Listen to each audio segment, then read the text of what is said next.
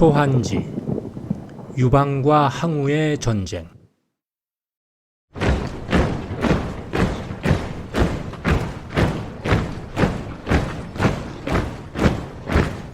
열두 번째 이야기, 장의와 진여. 우정에서 원수로 변하다. 대장군 한신이 장수들에게 물었습니다. 한나라 유방 대왕의 부모와 처와 자식을 안전하게 데려올 방안이 어디 없는가? 그러자 장수 왕릉이 나서서 아뢰었습니다. 소신이 그 일을 해결하겠습니다. 대왕의 부모와 처와 자식을 안전하게 함양성으로 모시고 오겠습니다. 그러자 한신이 말했습니다. 초패왕 항우의 공격을 감당할 자신이 있느냐? 왕릉이 대답했습니다. 대왕의 가족들이 현재 폐연에서 감시를 받고 있다고 알고 있습니다. 소신에게는 폐연 부근 남양에 죽일이라는 절친이 하나 있습니다. 그는 남양 일대의 산적으로 이전 진나라 군대가 두려워했고 지금의 초나라 군대도 함부로 하지 못한다고 들었습니다. 소신에게 군사 1000명을 내어주시면 죽일과 연합하여 대장군의 명을 완수하겠습니다. 한신이 왕릉의 배짱을 믿고 군사를 내어주었습니다. 왕릉은 이들을 모두 상인으로 변장시켜 보름 만에 남양에 이르렀습니다. 죽일은 오랜만에 만난 왕릉을 기쁘게 맞이했습니다. 왕릉이 찾아온 목적을 말하자 죽일은 부하 3000명을 이끌고 왕릉을 따랐습니다. 그런데 그 무렵 초나라 장수 유신이 1000여 명의 병사를 이끌고 유방의 부모와 처와 자식을 초나라 팽성으로 이송하고 있었습니다. 이는 초나라 승상 범증이 유방을 압박하기 위한 계책으로 쓰고자 함이었습니다. 인질극을 활용해 유방을 사로잡기 위한 치졸한 기교라 하겠습니다. 왕릉이 남양에서 폐연으로 향하고 있을 때 초나라 유신은 폐연을 벗어나 남양으로 향하고 있었습니다. 서로가 30리쯤 지나자 공교롭게도 왕릉과 유신의 군대가 맞닥뜨렸습니다. 그렇지 않아도 왕릉은 유방의 가족을 수소문하고 공격 작전을 짜느라 시간을 허비한 터라 조급한 상태였습니다. 그런데 이처럼 길에서 마주쳤으니 참으로 행운이라 하겠습니다. 초나라 유신이 왕릉의 군사를 보고 소리쳤습니다. 우리는 죄인 유방의 권속을 호송하는 중이다. 너희들은 초나라 군대인가? 아니면 도적놈들인가? 초나라 군대이면 길을 비키고 도적놈이면 모두 내려 무릎을 꿇어라. 그러자 왕릉이 깜짝 놀랐습니다. 바로 정신을 차리고 유신의 깃발을 살피자 초나라 깃발이 선명하게 보였습니다. 병사 수가 적었기에 왕릉이 크게 호통쳤습니다. 내 놈들이 모셔가는 유방의 권속을 모두 내려놓아라. 그렇지 않으면 몰살시키겠다. 그러자 유신이 크게 꾸짖었습니다. 이 도적놈들아, 저항하면 모두 목을 벨 것이다. 그러자 왕릉이 칼을 뽑아들고 달려들었습니다. 이에 유신이 칼을 뽑아 대적했습니다. 유신의 검술은 날렵했으나 왕릉의 칼솜씨는 휘황찬란했습니다. 10여 합에 이르자 왕릉의 칼이 유신의 목을 베었습니다. 대장의 죽음을 본 초나라 병사들은 겁에 질려 모두 달아났습니다. 왕릉은 본래 폐연 관청을 습격하여 임무를 완성할 예정이었는데 뜻밖에도 일이 술술 풀린 셈이었습니다. 이처럼 혼자 능력으로는 일을 처리하기에 부족하나 뜻밖에도 손쉽게 해결하는 경우를 영인자해라 합니다. 칼을 들면 일이 해결된다. 일을 아주 쉽게 해결한다는 뜻입니다. 이는 고대 황제 시대에 구슬을 찾은 신화 이야기에서 비롯됐습니다. 전해지는 이야기는 다음과 같습니다. 고대의 황제는 많은 보물이 있었으나 그중 흑석을 가장 소중히 여겼습니다. 천상에서 땅으로 내려올 때는 항상 품에 넣고 다녔습니다. 하루는 황제가 곤륜산을 갔다 하늘로 돌아오는 길이었습니다. 그때 가슴에 붉은 뱀을 휘감고 있었는데 적수 부근에서 뱀이 함부로 움직여 그만 흑석을 잃어버리고 말았습니다. 황제는 흑석을 너무도 소중하게 여겼기에 급히 신하 지를 불렀습니다. 지는 누구보다 총명하여 항상 일 처리가 명확한 신하였습니다. 황제가 지를 땅으로 내려보내 흑석을 찾아오도록 했습니다. 하지만 신하지가 적수 주변을 모두 뒤져보았으나 도무지 찾을 수 없었습니다. 어쩔 수 없이 빈손으로 돌아와야 했습니다. 황제는 급한 마음에 이번에는 신하 끼쿠를 내려보냈습니다. 그는 머리가 셋 달렸고 눈이 6개라 누구보다 사물을 정밀하게 볼 수 있었습니다. 하지만 끼쿠가 아무리 적수 주변을 돌아다녀도 흑석을 찾지 못했습니다. 그도 결국 빈손으로 돌아왔습니다.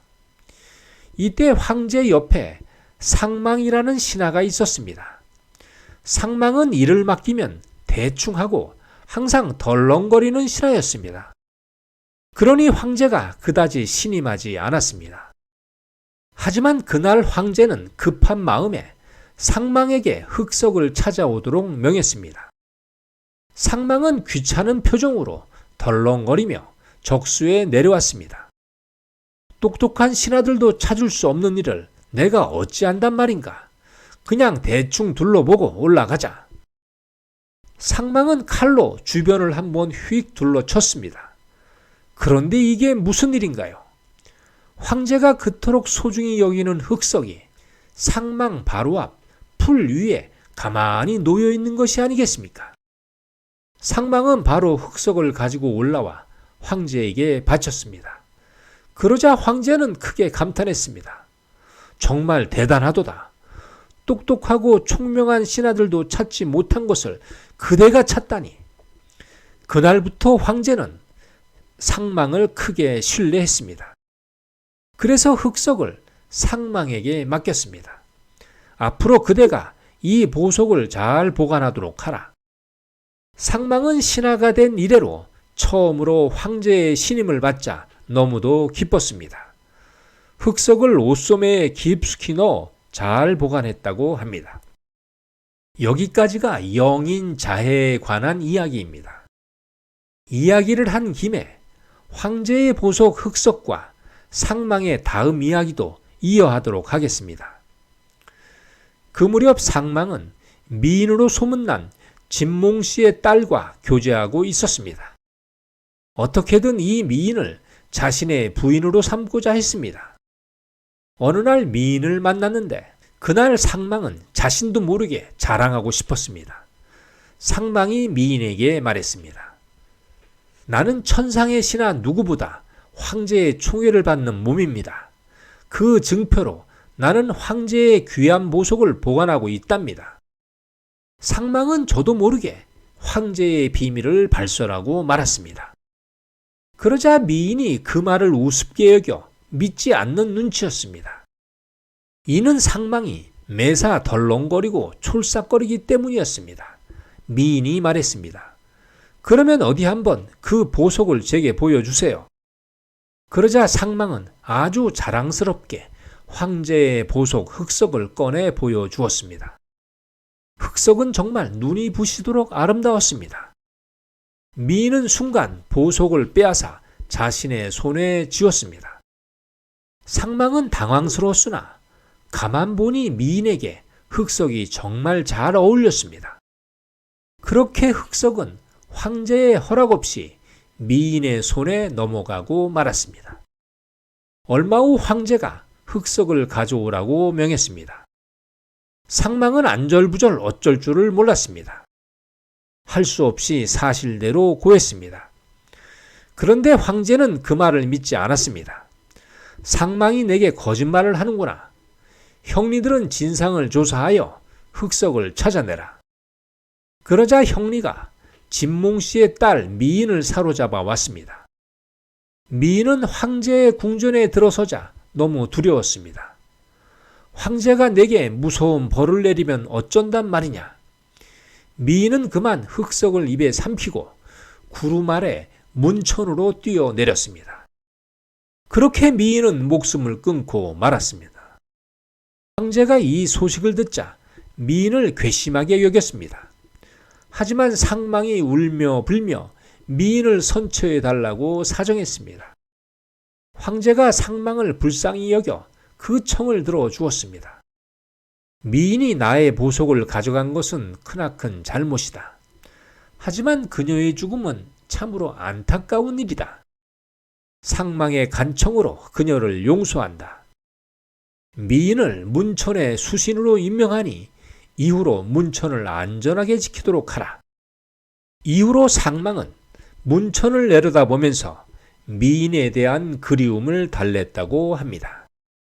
초나라 호송대를 물리친 왕릉은 가장 먼저 유방의 부인에게 가서 절을 올리며 말했습니다. 한나라 유방 대왕의 명을 받고 왔습니다. 이제 적지에서 벗어났으니 안심하셔도 됩니다.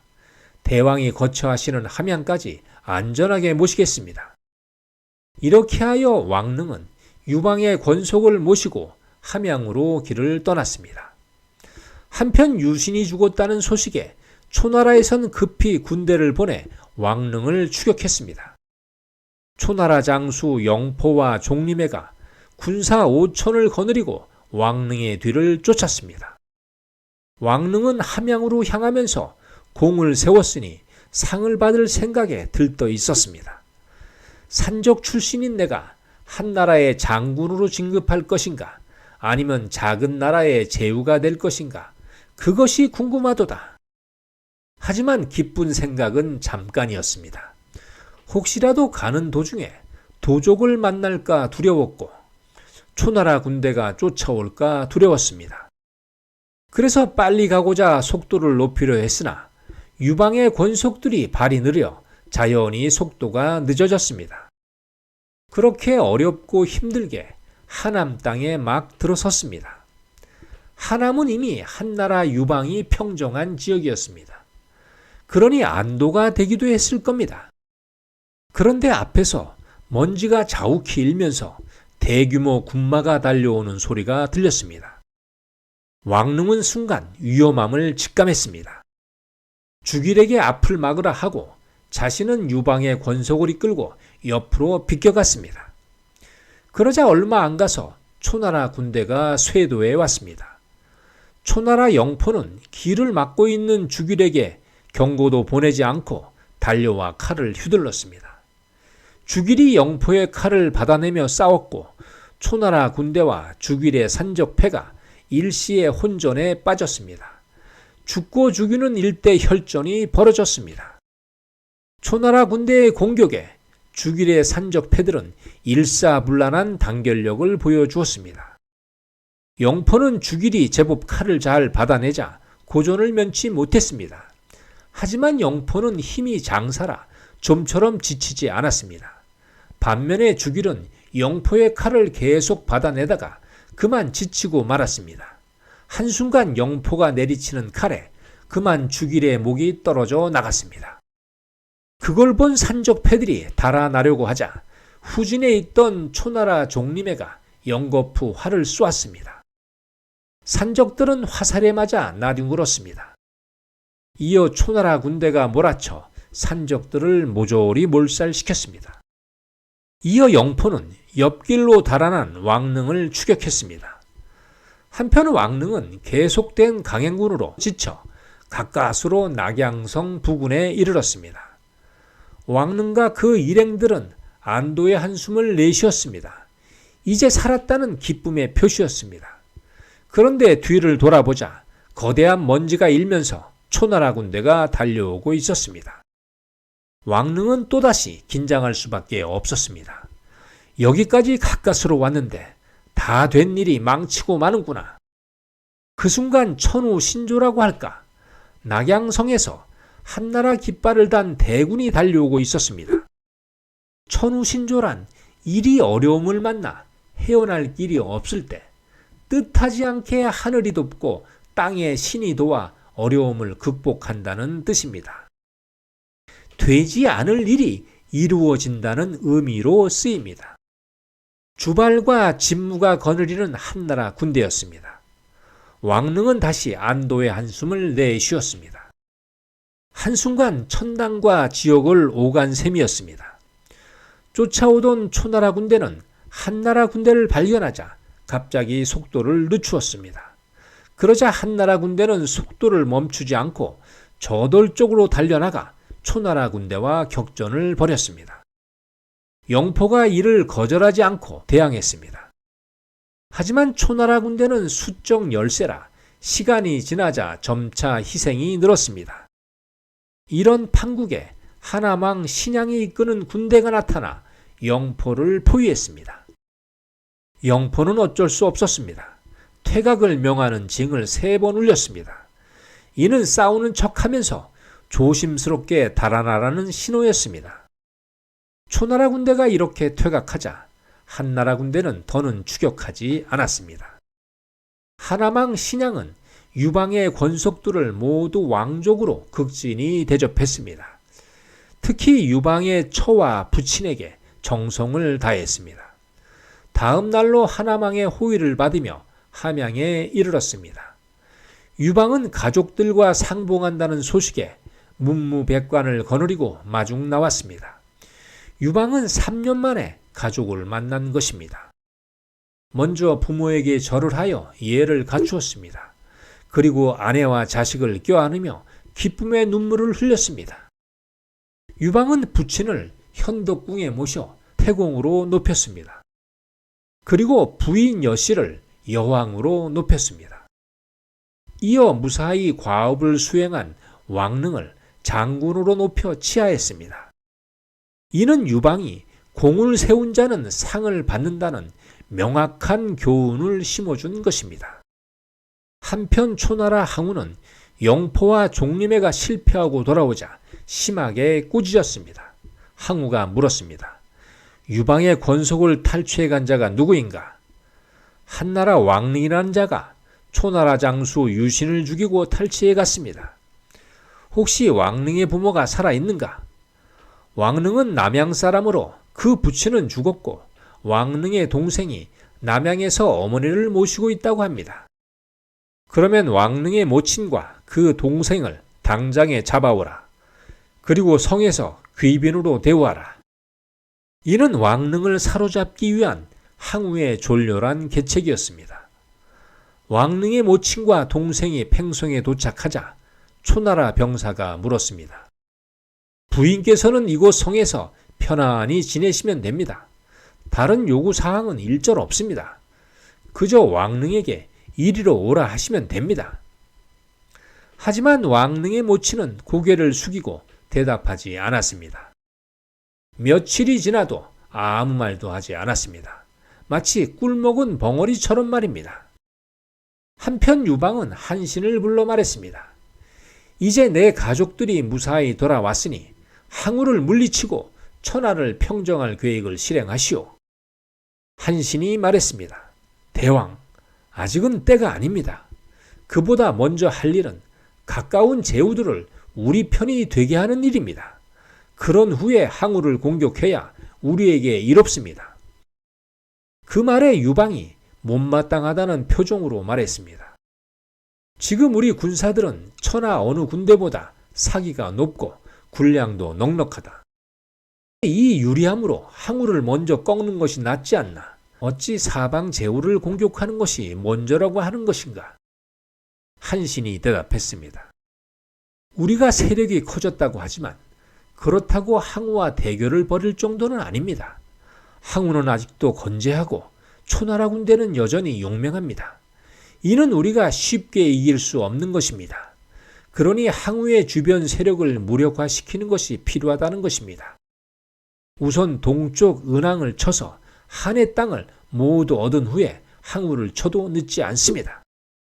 유방이 더는 묻지 않고 이를 허락했습니다. 다음 날 한신이 한나라 군대를 이끌고 은왕이 있는 한해로 향했습니다. 한해 조가성에 주둔한 은왕 사마왕은 한나라 군대가 쳐들어온다는 소식에 깜짝 놀랐습니다. 머뭇거리고 주저할 시간이 없었습니다. 사마왕은 직접 군대를 이끌고 조가성 30리 밖에서 한나라 군대를 기다렸습니다. 본래 사마왕은 반란군 시절에 명성을 떨친 명장이라 전쟁에 대한 두려움이 없었습니다. 비록 초나라 항우의 은혜로 은왕에 올랐으나 배짱이 두둑하여 항우에게도 굴복하지 않는 성격이었습니다. 사마왕이 정군에게 명했습니다. 한나라 유방은 본래 겁쟁이다. 그러니 그의 군대 역시 졸렬하기 그지없다. 한나라 군대가 나타나면 초전에 기세를 몰아 박살내야 한다. 그래야 이후에 다시는 쳐들어오지 못할 것이다. 나는 항우와 싸워 패한 적이 없다. 그러니 겁쟁이 유방 정도는 단칼에 해치울 것이다. 그러자 부장 도만달이 아뢰었습니다. 병법에 이르기를 기세가 좋은 적은 맞서 싸우지 말라 했습니다. 이는 유리한 기회를 얻기까지 수비에 치중하라는 말입니다. 유방은 겁쟁이일지 모르나 한나라의 대장군 한신은 그리 만만하게 볼 상대가 아닙니다. 한신은 옛 진나라 삼진을 격파했고 서유와 하남을 정벌했습니다. 하운이 한나라와 직접 대항하기보다는 군대를 성으로 돌려 수송하는 것이 이롭습니다. 그리고 초패왕에게 구원을 청해 그때 함께 공격하는 것이 한나라를 이기는 상책입니다. 그러나 사마왕이 콧방귀를 끼며 말했습니다. 지금껏 나는 수비에 치중한 군대를 모두 물리쳤다. 적을 이기려면 공격이 우선이지 수비가 무슨 소용이란 말인가. 내가 다 알아서 할 것이다. 너희들은 내 명령에 따르기만 하라. 그러자 대장 손운이 나서서 아뢰었습니다. 대왕의 말씀이 옳습니다. 한나라 군대는 멀리서 달려왔으니 분명 지쳐있을 것입니다. 그러니 우리가 먼저 치는 것이 상책입니다. 이에 사마왕이 신하 왕유를 초나라의 사신으로 보내 구원군을 요청했습니다. 그리고 대장 손인에게 군대를 내주어 선봉으로 삼았습니다. 이때 한신이 군대를 이끌고 사마왕의 진영에 이르렀습니다. 한신이 말했습니다. 우리는 싸움을 원치 않는다. 그러니 사마왕은 어서 항복하라. 한나라 유방대왕을 따르겠다고 하면 모든 권한을 인정할 것이다. 이에 손인이 소리쳤습니다. 그건 우리가 하고 싶은 말이다. 좋은 말로 할 때 물러가라. 그렇지 않으면 한나라 병사들을 모두 몰살할 것이다. 그 말이 끝나기도 전에 한나라 진영에서 번쾌가 달려나갔습니다. 그러자 손인이 큰 칼을 휘두르며 달려나갔습니다.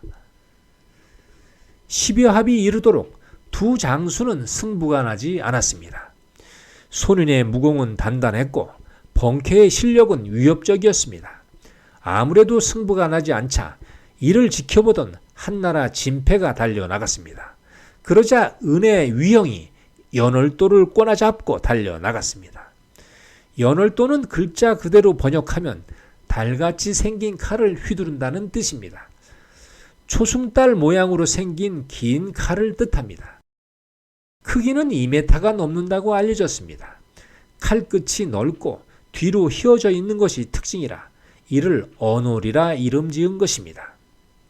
갑자기 2대2의 싸움이 되었습니다.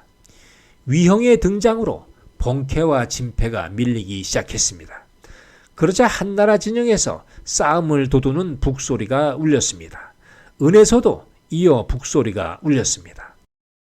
위형의 언월도가 번쩍하자 하마터면 진패의 목이 떨어져 나갈 뻔했습니다. 번쾌와 진패는 말머리를 돌려 진영으로 달아났습니다. 그러자 이번에는 사마왕이 직접 출격하여 한나라 군대를 쫓았습니다. 그러자 은의 병사들이 함성을 지르며 돌격했습니다. 한나라 병사들은 크게 당황하여 등을 돌리고 달아나려 했습니다. 그러자 한신이 크게 소리쳤습니다. 후퇴하는 병사는 그 자리에서 목을 벨 것이다. 진영을 단단히 굳혀라. 그러자 한나라의 동요가 사라졌습니다. 이때 주발과 근읍과 노관이 앞장서자 병사들이 그 뒤를 따랐습니다. 한나라 군대가 달아나려다가 다시 맞서자 사망은 당황했습니다. 그런데 밀려오는 한나라 군대의 수가 참으로 엄청난 숫자였습니다. 사망은 급히 퇴각을 명했습니다. 그러자 손인과 위형이 싸움을 멈추고 진영으로 돌아갔습니다. 사망은 조가성으로 돌아가 문을 굳게 닫고 수비에 치중했습니다. 그러자 한신은 조가성을 샅샅이 포위했습니다. 정말로 개미새끼 한 마리 빠져나갈 구멍이 없었습니다. 이는 한신이 사망을 이길 계책을 아직 찾아내지 못했기 때문입니다. 한편 사망의 사신 왕유가 초나라에 이르자 항우에게 아뢰었습니다. 한해는 초나라를 지키는 첫 번째 요새입니다. 만일 한해가 한나라의 손에 떨어진다면 그때는 초나라 팽성도 안심할 수 없습니다. 하오니 구원군을 급히 파견해 주십시오. 항우가 말했습니다. 항장과 개포는 각각 1만의 군사를 거느리고 가서 사망을 도우라. 항장과 개포가 초나라 팽성을 떠나자 한신은 그 소식에 조급해졌습니다. 이때 한신이 기막힌 묘수를 떠올렸습니다. 갑자기 한나라 장수들은 죽은 이를 애도하는 검은 천으로 된 조기를 부대마다 내걸었습니다. 그리고 조가성을 둘러싼 부대가 차례로 조기를 앞세워 물러가는 것이었습니다. 사망이 성 위에서 이를 내다보고는 의아해 물었습니다. 저놈들이 왜 퇴각하는 것인가? 벌써 항우의 구원병이 도착했단 말인가? 그러자 부장 도만달이 아뢰었습니다. 아마도 한나라 유방이 죽은 것 같습니다. 그렇지 않고서야 갑자기 조기를 내걸고 철군할 이유가 없지 않습니까? 저렇게 숙연한 광경은 분명 유방이 죽었음을 말하는 것입니다. 그렇다면 저놈들을 살려보낼 수 없다. 지금이 기회다. 장수들은 적을 공격할 준비를 하라. 이는 닫혀있는 성문을 열겠다는 뜻이었습니다. 그러자 부장 도만달이 아뢰었습니다. 가만 생각해보니 저것은 한신의 계책이 분명합니다. 우리를 유인해 성문을 열게 하려는 속셈입니다. 그러니 항우의 구원군이 올 때까지는 절대 성문을 열어서는 아니 됩니다. 그러자 사망이 물었습니다. 아무리 꾀를 부린다고 해도 그렇지 저렇게 조기까지 들고 퇴각할 이유가 없지 않은가? 아닙니다. 소신이 처음에 잘못 본 것입니다. 저것은 분명 한신의 계책입니다. 우리가 성문을 여는 순간 한나라의 복병이 들이닥칠 겁니다. 의심스러우면 정탐군을 내보내 탐지한 후에 결정하셔도 늦지 않습니다. 이에 사망이 정탐군을 민간인으로 분장시켜 몰래 성 밖으로 내보냈습니다. 정탐군이 심리쯤 가서 쉬고 있는 한나라 병사에게 물었습니다. 갑자기 다 이긴 싸움을 앞에 두고 조기를 앞세워 퇴각하는 이유가 무엇이오? 우리 한나라 유방 대왕께서 운명을 달리하셨습니다. 그래서 어쩔 수 없이 퇴각하는 것이요. 이번에는 다른 병사에게 묻자 이렇게 말했습니다. 유방 대왕이 갑자기 돌아가신 것도 문제지만 초나라 항우가 함양성을 공격하여 지금 한나라가 위태로운 지경입니다. 정탐꾼이 돌아와 이를 사실대로 아뢰었습니다. 하지만 도만달은 그 또한 한신의 계책이라고 믿으면 안 된다고 강조했습니다. 하지만 사망이 말했습니다. 그대는 장수가 되어 어찌 그리도 겁이 많은가? 나는 이미 결정했으니 더는 나서지 마라. 그 말에 도만달은 더는 할 말이 없었습니다. 사망은 군사 3만을 이끌고 성문을 나가 한신을 추격했습니다. 하지만 30리길을 달려갔어도 한나라 병사는 보이지 않았습니다. 그런데 갑자기 장수가 달려와 아뢰었습니다. 지금 한나라 군대가 조가성을 공격 중입니다. 그 말에 사망은 한신의 유인책에 걸린 것을 알았습니다. 사망이 성으로 돌아가려 했으나 이번에는 어디서 나타났는지 한나라 군대가 막아섰습니다. 이때 번쾌가 달려들어 사망을 사로잡았습니다. 손안과 위형 두 장군은 동서로 나뉘어 조가성으로 돌아가려다가 매복한 한나라 군대에 의해 전멸하고 말았습니다. 한편 조가성을 지키던 도만달은 사망이 나간 후에 한나라 군대가 들이닥치자 싸워보지도 못하고 성을 빼앗겼습니다. 한신은 사망을 죽이지 않고 회유하여 유방을 섬기도록 했습니다. 그러자 사망이 유방을 섬기겠다고 맹세했습니다. 이로써 한해의 은이 한나라 편에 서게 됐습니다.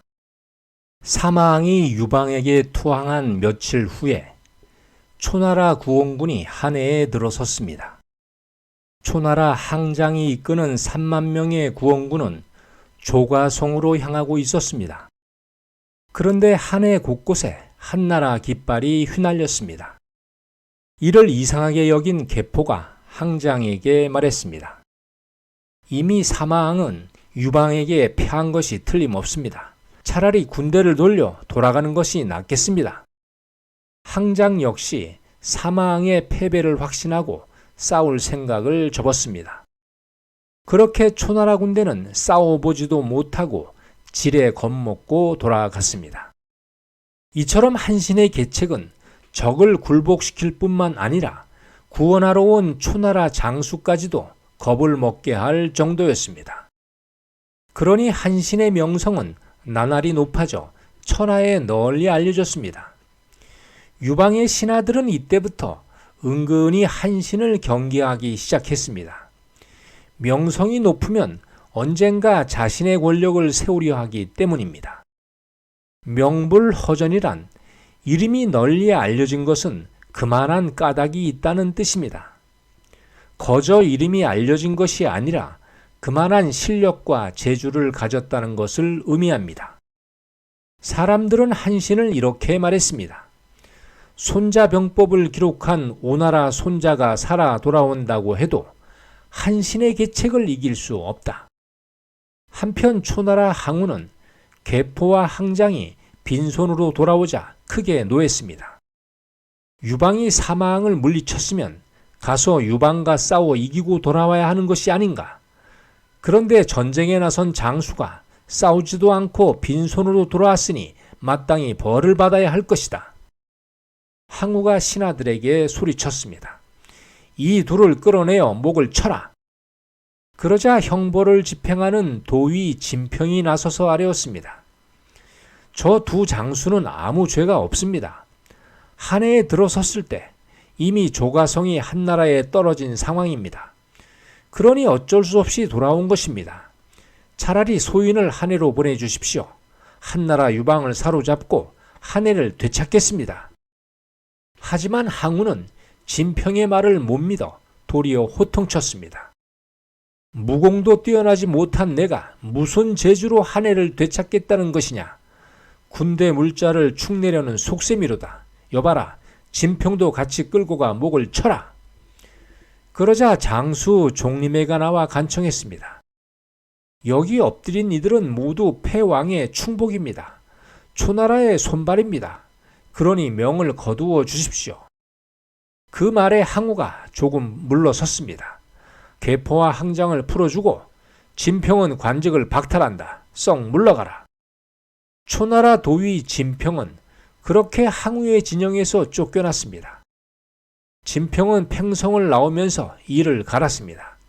이렇게 사람을 욕보이다니 내 항우를 저주할 것이다. 이럴 줄 알았으면 일찌감치 유방에게 할 걸 그랬다. 그날 밤 진평은 팽성을 떠나 유방이 있는 함양으로 향했습니다. 낙양에서 나룻배를 기다리는데 진평이 급한 마음에 소리쳤습니다. 이보시오, 강을 건너려고 하오. 잠시 후 배가 들어왔는데 젊은이 2명이 노를 젓고 있었습니다. 순간 진평은 속으로 긴장했습니다. 이놈들이 혹시 그 유명한 황하의 도적이 아닐까? 진평이 말과 함께 배에 오르자 배가 스르르 건너편으로 향했습니다. 그런데 강 한복판에 이르렀을 때 사공 한 놈이 칼을 꺼내 들었습니다. 진평은 두려워 품에서 돈을 꺼내 높이 쳐들었습니다. 나를 무사히 강을 건너주면 이 돈을 다 주겠다. 그렇지 않고 위협한다면 강물에 돈을 던질 것이다. 그러자 젊은 사공이 칼을 거두었습니다. 배가 강가에 닿자 진평은 먼저 말을 끌고 내렸고 이어 돈주머니를 멀리 백사장에 내 던졌습니다. 두 명의 도적이 돈주머니를 향해 달려간 사이에 진평은 말을 몰아 달아났습니다. 이후 함양까지는 가진 돈이 없어 구걸하며 가까스로 도착했습니다. 가장 먼저 친구 위무지를 찾아갔습니다. 그는 유방을 섬기는 신하로 진평의 처지를 듣고는 유방을 만나도록 주선했습니다. 유방이 진평을 불러 말했습니다. 이전에 그대가 홍문의 연회에서 내게 호의를 베풀었다. 오늘은 내가 그 은혜를 갚도록 하겠다. 하고는 진평을 한나라 군대의 형벌을 관리하는 도위에 임명했습니다. 하지만 신하들의 반응이 좋지 않았습니다. 장군 번쾌가 나서서 아뢰었습니다. 진평은 항우에게 신임을 잃어 쫓겨난 자입니다.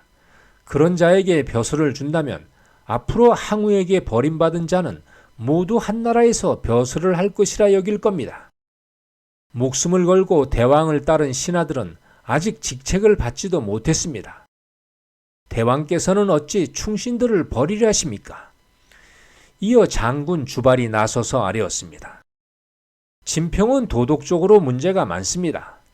이전에 자신의 형수를 꾀어 아내로 삼은 자이니 폐왕무도한 자라 하겠습니다. 도리에 어긋나고 흉폭한 자를 신하로 삼는다면 바른 신하들이 어찌 대왕을 따르겠습니까? 다시 한번 살펴주십시오. 그러자 진평의 친구 위무지가 아뢰었습니다. 진평은 크고 작은 재주를 두루 지닌 능소능대한 인물입니다. 대왕께서 좋은 연장만 찾는다면 험한 곳에 쓰는 연장은 어디서 구하겠습니까? 진평을 가까이 두시면 분명 대왕이 필요로 하는 연장이 되고 수족이 될 것입니다. 유방이 진평을 불러 물었습니다. 너는 뇌물을 탐하여 내게로 온 것인가? 진평이 대답했습니다. 아닙니다. 소인은 이전부터 대왕의 명성을 흠모해 왔습니다. 만일 이전의 잘못으로 인재를 멀리한다면 이 어지러운 시절에 누가 대왕을 따르겠습니까? 지금은 잘못을 추궁하기보다 재주를 먼저 살피는 것이 중요합니다. 도덕과 윤리는 항우를 물리친 이후에 논하셔도 충분합니다. 유방이 가만 듣고는 신하들에게 말했습니다. 사실 나도 이전에는 건달이었고 양아치였다. 동네 처녀와 유부녀를 희롱하며 살았다. 하지만 지금은 조금도 부끄러워하지 않는다. 한나라 왕에 올랐기 때문이다. 그러니 진평에 관해서 더는 말하지 마라. 유방은 진평을 가까이 두었습니다. 직급과 복록을 내려 생활에 불편이 없도록 했습니다. 그러자 항우의 신하 누구라도 유방에게 투항하면 벼슬을 얻는다는 소문이 널리 퍼졌습니다. 이는 한신이 항우의 진영을 갈라놓으려는 교란책이었습니다. 하루는 유방의 수레를 끄는 하우영이 아뢰었습니다. 항우가 농공 행상을 할 때 상산왕으로 장의를 임명했습니다. 진여는 장의와 절친입니다. 하지만 자신이 상산왕이 되지 못하자 제나라 전영의 도움으로 장의를 공격했습니다. 장의는 그 싸움에서 패하여 달아났습니다. 지금 장의가 소신을 찾아와 대왕을 뵙고자 합니다. 장의가 들어와 아뢰었습니다. 소인은 진여와 결의 형제했으나 지금은 불구 대천의 원수가 됐습니다. 상산왕 진여를 죽여 그 땅을 대왕께 바치겠습니다. 하오니 원수를 갚도록 허락해 주십시오. 유방이 초나라 항우를 따랐던 장의를 받아들이자 그 명성이 더욱 높아갔습니다. 유방은 참으로 덕이 있는 왕이로다. 장의와 진여에 관해 사마천은 사기에서 이렇게 표현했습니다. 장의와 진여는 젊어서 문경지교를 맺었으나 결국은 권력과 이익 앞에서 두 사람은 불구 대천의 원수가 되었다. 장의는 전국시대 위나라 대량 출신입니다. 젊은 시절에 천하 3대 귀공자인 위나라 신릉군의 하인이었습니다. 어느 날 죄를 짓고 외항이라는 시골로 달아났습니다. 평소 사교성이 좋았던 장인은 외항에서 사람들을 사귀며 지냈습니다. 시골 선비들은 장인을 비범한 자라 여기며 좋아했습니다. 외항에는 큰 부자가 있었는데 마침 그 집 딸이 시집을 갔다가 도망쳐 왔습니다. 그런데 그 딸의 미모가 아름답기로 소문이 자자했습니다. 하지만 남편이 시시하여 도망쳐 온 것처럼 남자 보는 눈이 대단히 높았습니다. 마침 큰 부자의 친구가 그 집을 자주 드나들었는데 그는 장이와 아주 친한 사이였습니다. 그뿐 아니라 장이를 훌륭한 인물이라고 축혀 세웠습니다. 그래서 하루는 부잣집 딸에게 장이를 소개해 주었습니다. 훌륭한 남편을 얻고자 한다면 장이를 한번 만나보도록 해라. 부잣집 딸은 장이를 만나보고는 그 말 한눈에 반해 남편으로 섬겼습니다.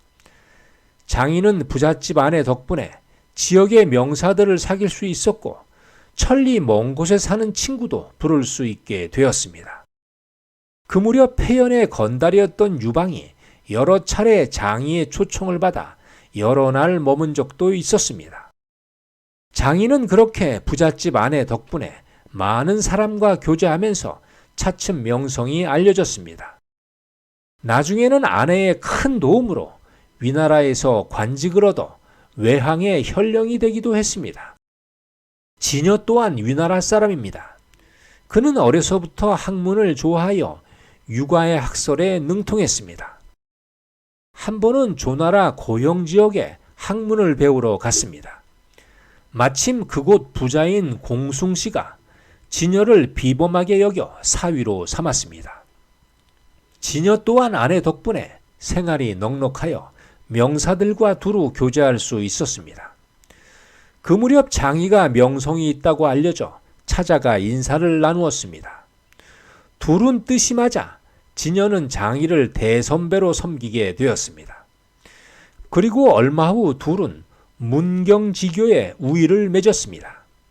이는 목숨을 대신할 수 있는 우정이라는 의미입니다. 하지만 진나라가 위나라를 멸망시키자 장이와 진여는 불안한 신분이 되었습니다. 진나라에 반대하는 세력으로 몰려 둘은 진 지역으로 도망갔습니다. 그리고 그곳에서 신분을 숨기고 하인으로 살아갔습니다. 한편 진나라에서 조소를 내려 장이와 진여를 수배했습니다. 장이에게는 1천금, 진여에게는 500금의 현상금이 내걸렸습니다. 두 사람은 하인으로 일했기 때문에 아무도 알아채지 못했습니다. 하루는 관리가 찾아와 진여에게 무작정 매질을 하는 것이었습니다. 그것은 진여가 관리에게 뇌물을 바치지 않았기 때문에 보복을 받은 것이었습니다.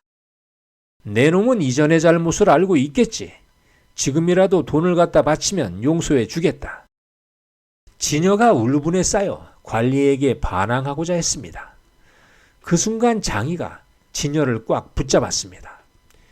진여는 순순히 매를 맞을 수밖에 없었습니다.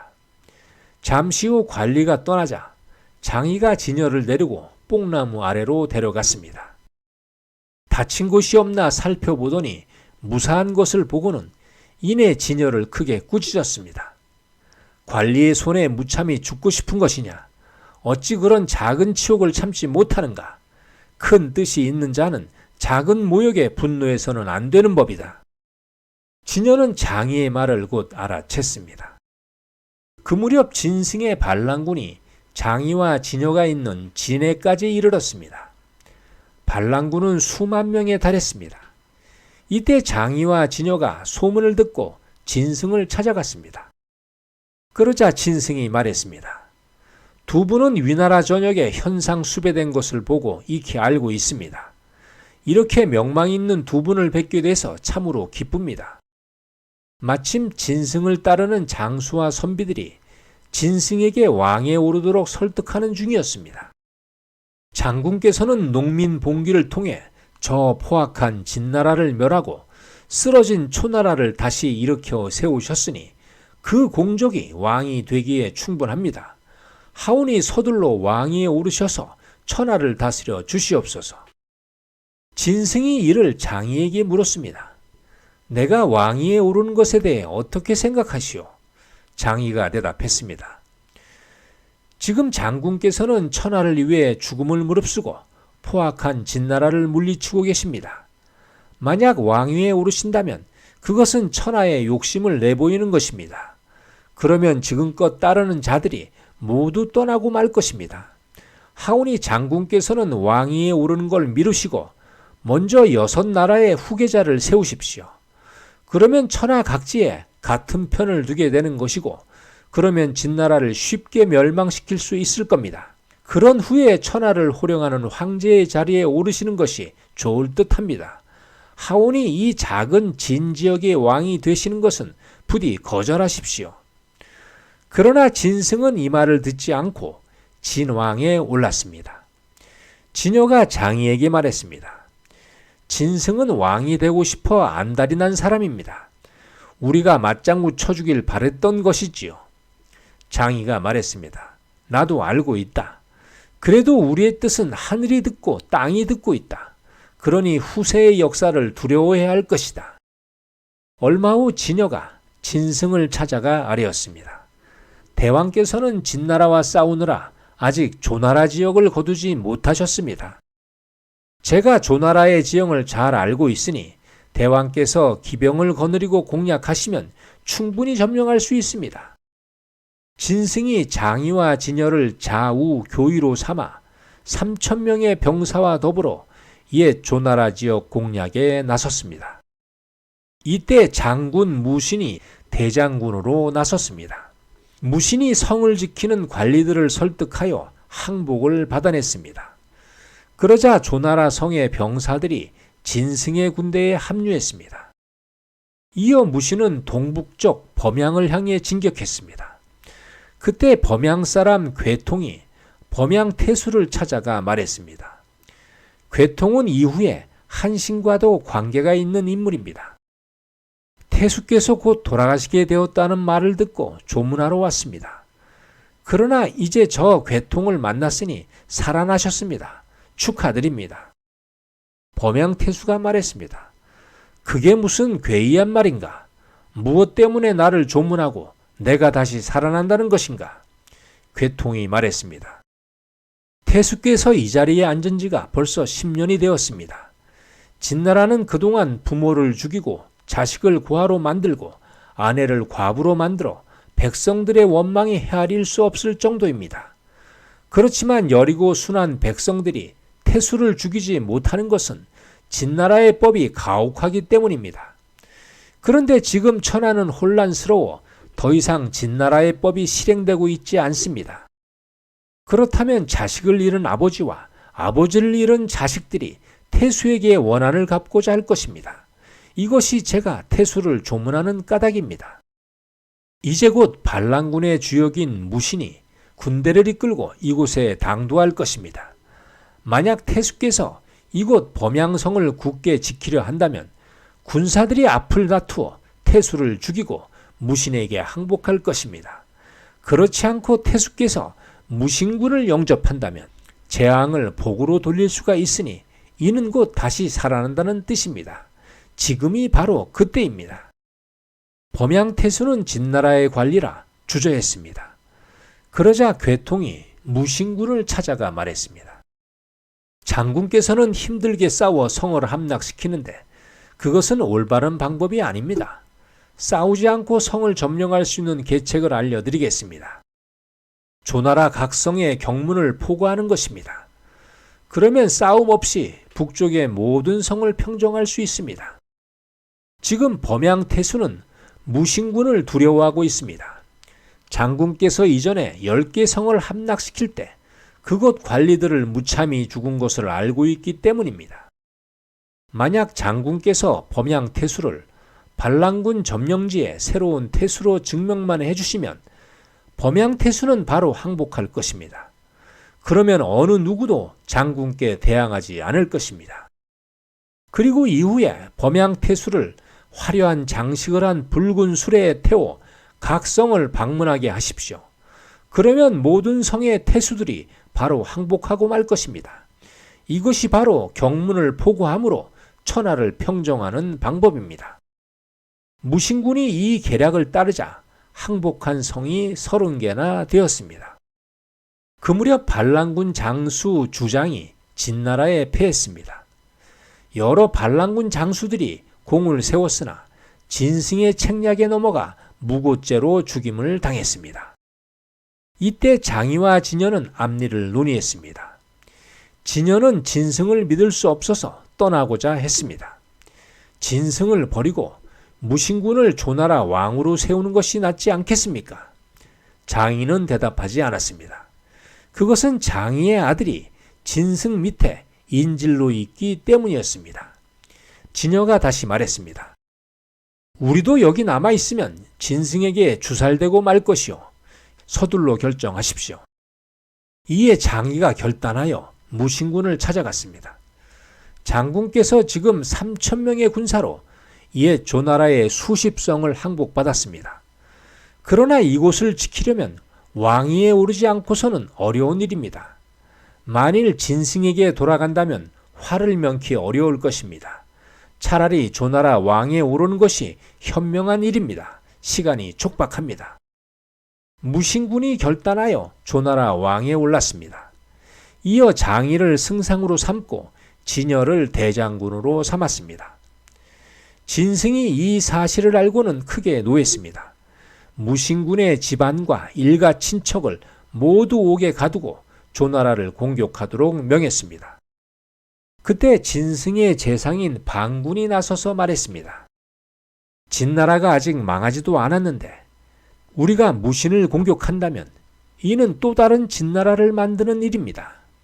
그보다는 차라리 그들을 축하해주고 그들이 진나라를 치게 하는 것이 좋을 듯 하옵니다. 진승이 이 말에 동의하여 무신군의 집안과 일가 친척들을 모두 조나라에 보냈습니다. 그리고 사절단을 보내 새로운 조나라 왕의 등극을 축하했습니다. 이때 사절단이 무신군에게 진나라를 공격하도록 제안했습니다. 그러자 장이가 무신군에게 말했습니다. 우리가 진나라를 멸하고 나면 진승은 반드시 우리를 공격할 것입니다. 그러니 대왕께서는 군사를 진나라 쪽으로 움직이지 마시고 북쪽의 연나라와 대나라 그리고 남쪽의 한해 지역을 거두어 영토를 넓히시기 바랍니다. 우리 조나라가 넓어지면 감히 진승이 공격하지 못할 것입니다. 이에 무신군이 장수 한광에게 연나라를 공격하게 하였고 장수 일양에게는 상산을 공격하게 하였고 장수 장염에게는 상당을 공격하도록 했습니다. 그러나 한광이 연나라 지역에 이르자 백성들이 한광을 추대해 연나라 왕으로 세웠습니다. 이 소식을 들은 무신군이 분노하여 한광을 공격하려 나섰습니다. 그런데 한밤중에 무신군이 밖을 나가다가 도리어 연나라 병사들에게 사로잡히고 말았습니다. 연나라는 즉각 조나라에 통보했습니다. 조나라 땅 절반을 바치면 조나라 왕을 돌려보내겠다. 조나라는 협상을 위해 사신을 여러 차례 보냈으나 연나라는 거절했습니다. 조나라 땅 절반을 바치지 않으면 대화하지 않겠다는 것이었습니다. 장이와 진여는 고민에 빠졌습니다. 그때 병사 하나가 같은 막사의 동료들에게 이렇게 말했습니다. 내가 연나라를 설득해 조나라 왕을 모시고 오겠다. 그러자 동료들이 모두 비웃었습니다. 병사는 이를 증명하기 위해 연나라로 갔습니다. 마침 연나라 장군이 성벽 위에 있는 것을 보고 소리쳤습니다. 장군께서는 장이와 진여가 어떤 사람인지 알고 계십니까? 연나라 장군이 말했습니다. 그분들은 현인이다. 병사가 다시 말했습니다. 그분들이 무엇을 원하는지 아십니까? 연나라 장군이 대답했습니다. 그들도 왕을 구하려고 할 것이다. 이에 조나라 병사가 말했습니다. 장군께서는 잘 알지 못합니다. 장이와 진여는 제각기 왕이 되고자 하는 사람들이지 무신군의 신하로 만족할 사람이 아닙니다. 지금 연나라가 조나라 왕을 감금하고 계시니 이 두 사람은 명목상으로 왕을 구하고자 하지만 사실은 연나라가 그를 죽이기를 바라고 있습니다. 그렇게 되면 이 두 사람은 조나라를 양분하여 각기 왕이 될 것입니다. 그런 후에 두 명의 조나라 왕이 연나라를 공격한다면 연나라는 하루아침에 망하고 말 것입니다. 연나라 장군이 그 말을 한광에게 아뢰자 한광이 서둘러 조나라 왕 무신군을 풀어주었습니다. 그러자 병사가 조나라 왕 무신군을 모시고 안전하게 귀국했습니다. 이후 무신군은 진나라 출신의 이량을 장군으로 삼았습니다. 하루는 이량의 군대가 조나라 한단으로 돌아가는 중이었습니다. 가는 길에 조나라 무신군의 누이가 기병 100여 명의 호위를 받으며 지나가는 것이었습니다. 이량은 수레를 보자 왕의 행차인 줄 알고는 길 옆으로 비켜 엎드려 절했습니다. 그런데 술 취한 무신군의 누이가 담례를 하는 것이었습니다. 행렬이 지나가자 이량은 갑자기 부끄러웠습니다. 그러자 옆에 있던 부관이 치를 떨며 말했습니다. 천하가 모두 진나라의 반기를 들으니 능력 있는 자는 먼저 왕이 되는 세상입니다. 지금 조나라 왕 무신은 본래 장군의 부하가 아니었습니까? 더구나 왕의 누이조차 장군을 능멸하고 지나가니 도저히 참을 수가 없습니다. 제가 당장에 쫓아가서 죽여버리겠습니다. 이량은 이를 말리지 않았습니다. 부관이 병사들을 이끌고 달려가 조나라 무신군의 누이를 살해하고 말았습니다. 그리고 이량은 화를 참지 못하여 조나라 도읍 한단을 습격했습니다. 이때 조나라 왕 무신군과 장군 소소가 칼에 맞아 죽었습니다. 장이와 진여는 다행히 도망쳐 목숨을 건졌습니다. 장이가 조호를 왕으로 옹립하고 신도의 도읍을 정했습니다. 그러자 그곳으로 이량이 다시 공격해 왔습니다. 이번에는 진여가 출병하여 이량의 군대를 무찔렀습니다. 이량은 도망하여 진나라 장안에게 몸을 의탁했습니다. 얼마 후 진나라 장안이 조나라를 공격했습니다. 장인은 대적하지 못하고 왕을 모시고 거록송으로 도망쳤습니다. 하지만 진나라 장군 왕리에게 다시 포위당하고 말았습니다. 그 무렵 진여는 상산 지역에 수만 병력을 거두어 거록송 북쪽에 주둔하고 있었습니다. 진나라 왕리는 식량이 넉넉하여 거록송을 맹렬하게 공격했습니다.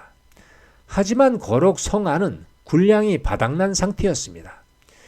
장이가 여러 차례 진여에게 사람을 보내 구원을 요청했습니다. 하지만 진여는 병력이 없어서 도울 수 없다고 했습니다. 장이는 결국 노하고 말았습니다. 부하인 장염과 진택을 진여에게 보내 책망했습니다.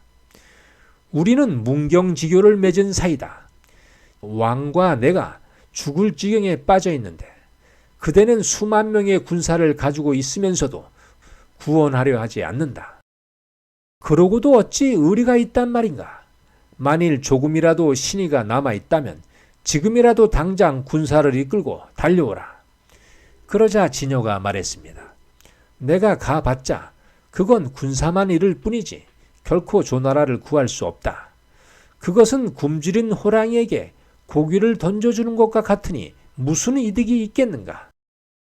장염과 진택이 말했습니다. 사태가 긴박하니 도와달라는 것이지 그것이 이득과 무슨 상관입니까? 진여가 말했습니다. 그러면 좋다. 그대들의 말을 따르겠다. 하고는 장염과 진택에게 각각 군사 5,000명을 주어 진나라와 싸우게 했습니다. 하지만 장염과 진택 그리고 병사 10,000명은 모두 몰살당하고 말았습니다. 조나라는 이제 절명의 순간이었습니다. 그런데 갑자기 항우의 군대가 진나라의 길목을 차단하여 왕리의 식량 보급로를 끊어버렸습니다. 이어 항우가 왕리를 공격하여 모두 무찔렀습니다. 그러자 조나라는 거록송에서 풀려났습니다. 결국 장이를 구한 것은 초나라 항우였던 것입니다. 거록송을 나온 장이는 진여를 책망하고 장염과 진택의 행방을 물었습니다. 이에 진여가 화를 내며 말했습니다. 그들은 죽기를 각오하고 나가 싸워야 한다고 해서 내가 각각 5천 군사를 내주었다. 하지만 싸워보지도 못하고 진나라에 모두 몰살되고 말았소. 장인은 그 말을 믿지 못했습니다. 진여가 죽였다고 생각하여 다시 물었습니다. 그러자 진여가 대답했습니다. 재상께서 저를 이리도 의심할 줄은 몰랐소. 차라리 이 직책을 그만두는 것이 좋겠소. 나는 자리에 연연하는 사람이 절대 아니외다. 하고는 장군의 인수를 풀어 장이에게 넘겨주었습니다. 장인은 뜻밖의 반응에 놀라서 어찌할 바를 몰랐습니다. 진여는 일어나 나가버렸습니다. 그때 장이의 부하가 나서서 말했습니다. 하늘이 주신 기회를 받지 않으면 도리어 화를 입는다고 했습니다. 진여 장군이 내려놓으셨으니 군대의 인수를 받도록 하십시오. 장이가 그 말을 듣고는 군사를 거두었습니다. 진여는 이후 강에서 낚시를 즐기며 생활했습니다. 하지만 이때의 싸움으로 장이와 진여는 사이가 크게 악화됐습니다. 얼마 후 장이는 항우를 따라 함양성으로 들어갔습니다. 항우가 농공 행상을 실행하자 장이를 조나라 지역인 상산왕으로 삼고 신도 지역을 다스리게 했습니다. 그러자 진여의 사람들이 항우에게 말했습니다. 진여 또한 장이와 똑같이 공을 세운 사람입니다. 항우가 말했습니다. 내가 함양으로 오는데 진여는 따르지 않았다. 그가 공이 있다면 남피 지역 세 현을 다스리는 제후로 삼겠다. 진여는 이 결정에 불만이 많았습니다. 내가 장이와 공로가 같은데 어찌 장이는 왕이 되고 나는 제후에 머문단 말인가. 이 무렵 제나라 왕 전영이 항우의 반기를 들었습니다. 그러자 진여가 부하 하여를 전영에게 보내 말했습니다. 항우는 공평치 못한 자입니다.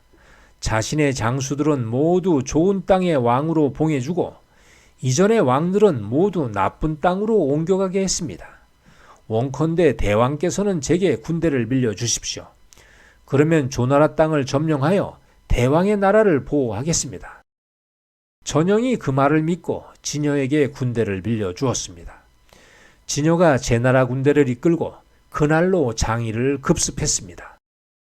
장이는 놀라서 싸워보지도 못하고 달아났습니다. 그런데 마땅히 의탁할 곳이 없었습니다. 내가 본래 한나라 유방과 친분이 있으나 항우가 나를 먼저 알아주어 왕으로 세워주었다. 그러니 초나라로 가는 것이 당연하지 않은가. 그때 신하 감공이 나서서 말했습니다. 유방은 함양에 가장 먼저 입성한 반란군입니다. 지금은 초나라가 비록 강하다고 해도 나중에는 분명 한나라에 귀속될 것입니다. 이 말에 장이가 유방이 있는 한나라를 찾아간 것입니다. 한편 진여는 조나라 땅을 모두 차지하자 대땅에 거하는 조를 모셔와 다시 섬겼습니다. 2년 후 한나라에서 조나라로 사신을 보내 함께 초나라를 공격하고자 제안했습니다. 그러자 진여가 말했습니다. 한나라에 숨어있는 장이를 죽인다면 그 제안을 따르겠소. 이에 한나라에서 모사를 꾸며 장이를 닮은 자를 찾아 그를 죽이고 그의 머리를 가져다 진여에게 주었습니다. 진여가 고개를 끄덕이며 초나라 공격에 나섰습니다. 그러나 팽성 전투에서 한나라가 패하고 장이가 죽지 않았다는 사실을 알게 되자 진여는 바로 약속을 뒤집고 말았습니다. 한나라 3년 한나라 대장군 한신이 유방의 명에 따라 위나라를 평정했습니다. 장이가 한신을 따라 조나라를 격파하고 위수에서 진여를 잡아 목을 베었습니다. 조나라 왕 조울은 도망치다 양국 땅에서 칼 맞아 죽었습니다. 유방은 장이를 조나라 왕으로 세웠습니다. 한나라 5년 장이가 세상을 떠났습니다. 경왕이라는 시호가 내려졌습니다. 아들인 장호가 그 뒤를 이어 왕위에 올랐습니다. 유방의 장녀인 노원공주가 장호의 아내가 되었습니다. 태사공 사마천은 장희와 진여에 대해 이렇게 말합니다. 장희와 진여는 현자라고 알려진 이들이다. 벼슬을 얻기 전에 둘은 서로 죽음을 무릅쓰고 신의를 지켰으나 나중에 권력을 움켜쥐고 다투게 되면서 서로를 의심하고 갈라서고 말았다. 예전에는 그렇게 서로 사모하고 신뢰하며 성의를 다하더니 도대체 무엇이 이 둘을 갈라서게 했던가? 바로 권세와 이익을 따랐기 때문이다. 아무리 명예가 높다고 한들 무엇하겠느냐? 우정이 원수로 변했으니 말이다. 오늘 장희와 진여의 이야기, 둘도 없는 친구에서 불구대천의 원수로 변한 이야기는 여기까지입니다. 다음 시간에는 유방의 커다란 실책에 대해서 이야기하도록 하겠습니다. 시청해 주셔서 감사합니다.